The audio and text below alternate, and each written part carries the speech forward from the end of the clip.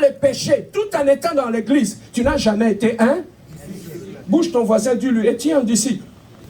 Oh, même si tu ne regardes pas, regarde-le, dis-lui, es-tu un disciple? Ouvre les yeux. Bien-aimé dans le Seigneur, si aujourd'hui l'église a des problèmes, c'est parce qu'on a établi comme serviteurs des gens qui n'ont jamais été des disciples. On a pris n'importe qui, on lui a établi comme serviteur, prédicateur, chantre dans l'église. Voilà pourquoi les gens qui n'ont jamais été des disciples ne se comporteront jamais comme des disciples.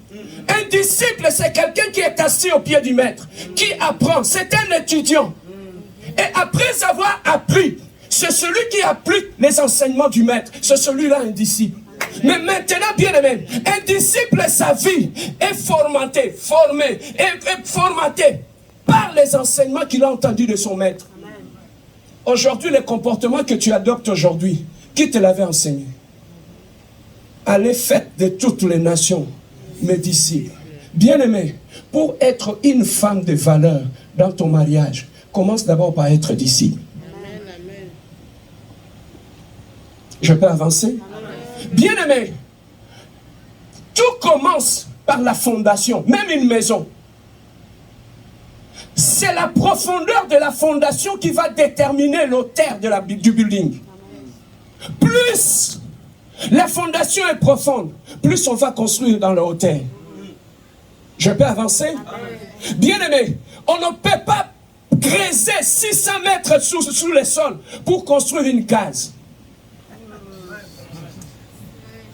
Je peux avancer? Amen. On ne peut pas creuser jusqu'à 600 mètres dans le sol pour construire un bicoque. Plus bas, plus profond est la fondation, plus haut qu'on va construire. Voilà pourquoi, bien aimé, lorsque tu sens que les choses prennent du temps dans ta vie, sachez que Dieu est en train de creuser en profondeur dans ta vie. Parce qu'en toi, il va bâtir un hôtel. Toutes les bâtisses, bien aimées, ne prennent pas le même temps de construction. Il y a des maisons qui prennent une semaine. Il y a des maisons qui prennent une année. Il y a des maisons qui prennent 33. Bien aimé dans le Seigneur, pourquoi tu te compares aux autres dans l'église?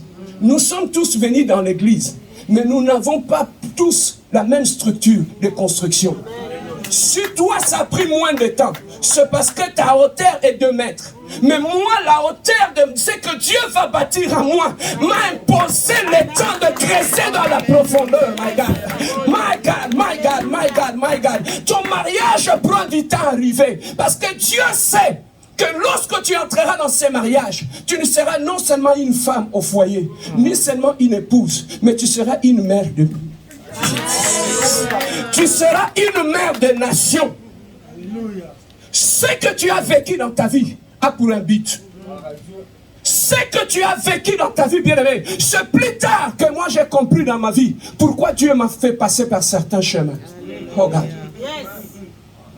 Regarde. Lorsque Christ était en train de laver les pieds de ses disciples, Pierre a refusé. Dieu lui a dit, tu ne comprendras pas ça maintenant. C'est plus tard que tu vas le comprendre. Il y a des choses dans notre vie qui se passent dans notre vie. Bien aimé, c'est pour plus tard. Anne, Dieu avait fermé ses entrailles. Mais Pénina qui ne priait pas avait des enfants. Je peux avancer? Anne, ses entrailles étaient fermées. Mais Pénina qui ne priait pas avait des enfants. Mais laissez-moi te dire une chose. C'est que Pénina ne savait pas que dans ses insultes, il y avait Samuel. Dans les insultes de Pénine, elle ne savait pas. Il y avait un Samuel. Bien aimé, fais attention. Lorsque Balaam a pris Balak, ils sont allés sur la montagne. Il a dit, je te donne tous les présents. Maudit Israël. Et le programme. Et lorsqu'il a commencé à maudire, le parole de malédiction s'est transformé en bénédiction. C'est ce que Pénina ne savait pas, que dans le domaine spirituel, lorsque tu insultes un élu de Dieu, regarde, tu le pousses vers sa destinée. Elle a commencé à insulter Anne. Elle ne savait pas que dans ses insultes, Samuel était là. C'est ce que toi tu ne comprends pas. Dans les insultes et les moqueries des gens par rapport à toi, Dieu te donne déjà la cartographie de ce qui va arriver dans le futur. Laissez-les t'insulter. Dieu permet que tes ennemis puissent t'insulter pour prendre la parole de tes ennemis, les transformer en ta bénédiction. Des fois, lorsqu'ils nous attaquent, ils nous insultent, ils ne savent pas qu'ils nous poussent.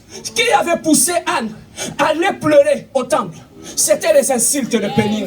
Oh bien-aimé, que tes ennemis ne meurent pas, que tes ennemis continuent à te mortifier. En te mortifiant, ils te poussent vers ta bénédiction. Laissez-les te rejeter. Bien-aimé, Dieu ramasse dans la poussière et il élève. Mais pour que Dieu puisse te ramasser, il faut que tu sois jeté. Pour toi, tu ne veux pas qu'on te rejette.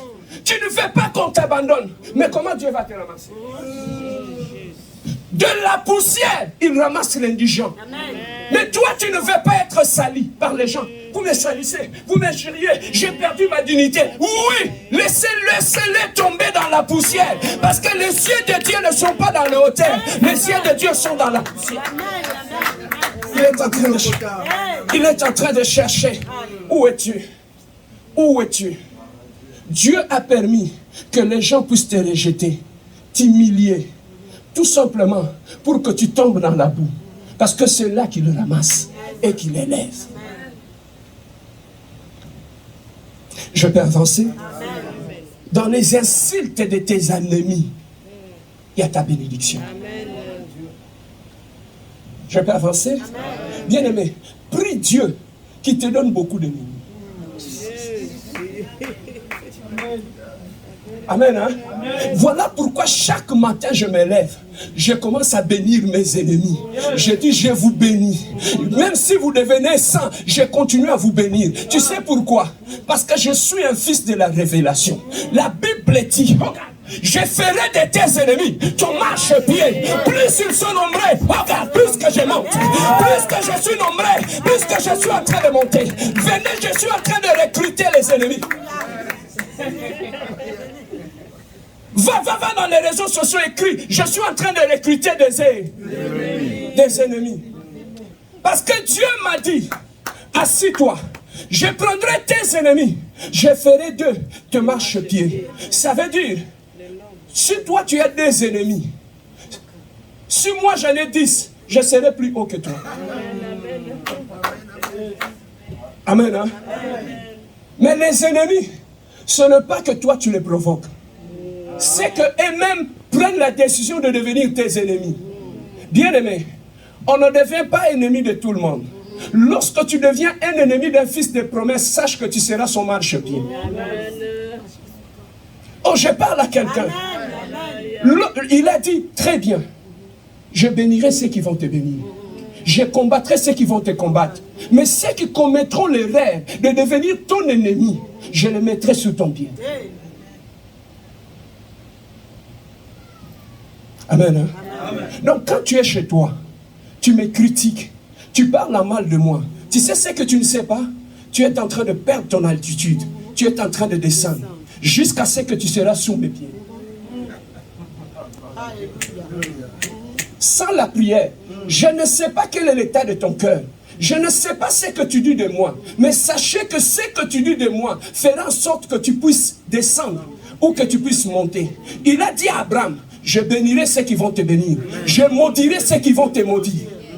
Oh, je parle à un Abraham. Oh, lève-toi, tu es fils d'Abraham. Nous marchons avec un principe. Dieu bénit ceux qui nous bénissent et Dieu maudit ceux qui nous maudissent. Lève seulement ta main droite. Dis Seigneur Jésus, bénis tous ceux qui me bénissent et maudis tous ceux qui me maudissent. Ce n'est pas moi qui ai dit ça. Oh, le pasteur a dit il faut maudire des gens. Non, il a dit clairement à Abraham, je bénirai ceux qui vont et je maudirai ceux qui vont. Alors si toi-même tu choisis de me maudire, comment moi je vais les changer? Ce sont des principes. Amen. Hein?